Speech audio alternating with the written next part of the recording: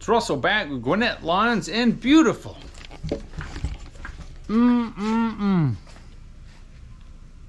Summer's here. Atlanta, Georgia. Today is June the 5th, 2023. And on today's video, as you have seen with the thumbnail, I'm going to show you what to do if you have a Green Guard chute blocker that fails to either open or close. Well, if you own the customer's yard. So here is an actual situation. If you notice, the Green Guard is in the down position and we have nothing. So, in my opinion, I would much rather have the chute blocker fail closed than for it to fail open. I used this down, I used it closed in the last yard that I did, the entire yard, because there was a lot of rocks in it. And I do not want to take the chance of sending a rock where it's not supposed to be, so I would much rather deal with having this thing frozen or fail in the closed position. So what do you do? All right, so this is an electrical situation here. So the very first thing that you want to do is make sure that the wires are still connected, okay? Sometimes if you go under trees and stuff like fruit trees, low-hanging trees with branches and stuff, this can pull out. I've never had it happen, but it can happen. So I want to make sure that everything is connected. And then of course, under the battery where the connectors are, you want to make sure that everything is still connected.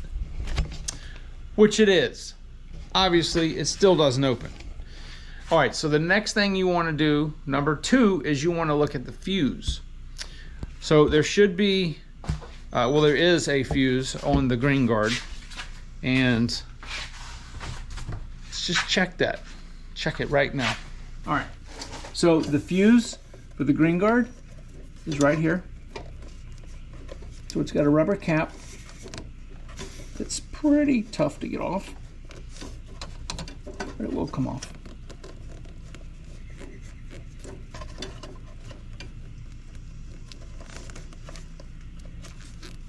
Okay, and the fuse is stuck in there. Okay, here we are. Here is the fuse, and if you're not familiar with the fuse, there is a piece of metal. It's a bi piece of metal. This one happens to be, this is a 20 amp, sorry, 20 amp. So hopefully the camera's picking up. You can see that the fuse is still good because it's not burned. I have had these, or I've had this twice blow a fuse before. I don't know why it blew a fuse, but it did. So what I'm going to do is I'm going to grab my electrical meter. All right, so the way that you check a fuse, because sometimes if you look at it, it still looks good, but it may be burnt. But this one's good, but I'm going to just show you guys how to test it anyway. So get your meter and go to ohms. It's that little horseshoe. It's called ohm. And what we want to do is we're going to test for continuity. So as you see, there's continuity between here and here, which just means there's continuous path for the electricity, and it should read zeros. If it's broken or open, it'll read out of limits. Okay, so when we test the fuse, right? Let's see if I can do this with. So I'm going to put one connector on one side, one connector on the other side, and you see it reads 0. All right. Don't, make sure not to touch both terminals. Just do just like this, and that's not the problem. Okay, so we've got a good fuse. We've got our connector, which we know is good. So let me put the fuse back in here. The next thing we have to question is, obviously the battery's good because the mower starts, and there's plenty of electricity. So let's test the motor. Okay, let's see if the motor's any good. So let's pretend like we don't have our electrical meter. So if you have a jump box on your truck, which I don't carry a jump box with me, I probably should in case I ever have to jump the motor off, or jump the Chevy off. But we want to apply 12 volts to the connector right here and see if this opens. It's very simple. So what I'm going to do is I'm going to get 2 wires with some little alligator clips on there. All right, so I just got some light duty gauge wire here, and what I'm going to do, you can just make you a set of these. It's just alligator clips and just crimp it on.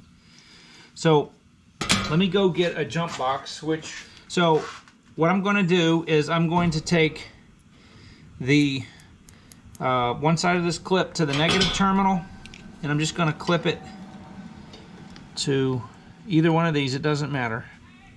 And then I'm going to take this and clamp it to the positive terminal.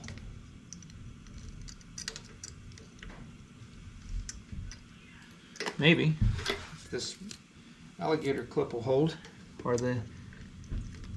All right.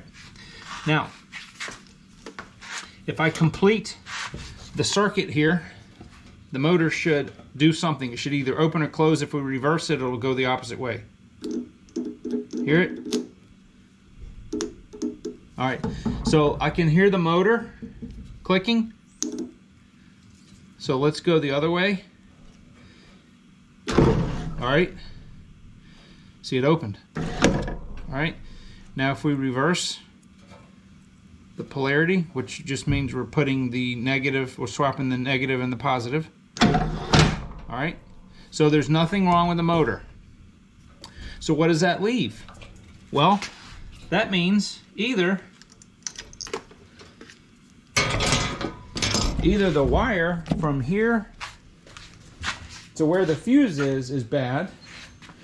There could be a break in the wire, or the most likely cause is the switch. All right, so I'm going to plug this back in. Let's operate this switch again. Okay. So, what did we learn? Okay, so this is a weird one. This is my theory. Okay? My theory is there's nothing wrong with this switch. My theory is that the gear inside this motor